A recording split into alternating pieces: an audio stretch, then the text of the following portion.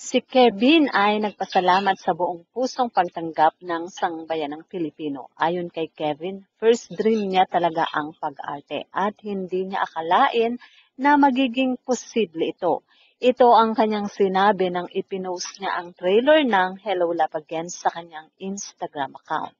Thanks for the love everyone for #Hello Love Again response.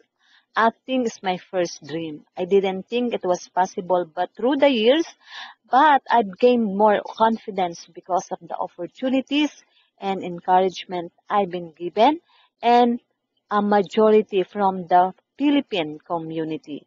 Buong puso nga ang pasasalamat nitong si Kevin Crider sa ating mga Pinoy dahil sa pagpapakita natin na talagang appreciated ng mga Pinoy ang kanyang pagpasok sa movie nga na HLA. At syempre, pinagmamalaki niya na talagang panoorin siya na siya ay kasama ng mga biggers star dito sa atin. Ito nga ay si Catherine at si Alden.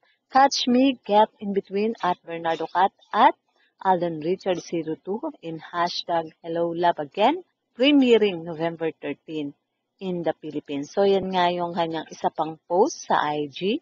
At talagang masayang-masaya nga itong si Kevin dahil nga alam naman natin na ang HLG na unang tambalan ni Catherine at Alden ay talagang pumatok sa buong movie viewer.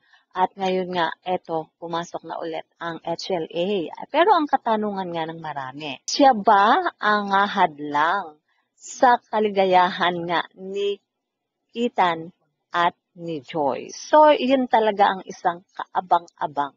Kaya naman, ang mga moviegoer ay excited na at talagang gusto nilang hatakin ang November 13.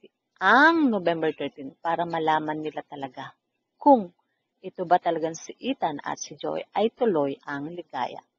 So mga ka-SIAS, yan nga po ang ating balitaan. At kung inyong naibigan, put your comment down below. At syempre, huwag kakalimutan mag-like, share, and subscribe.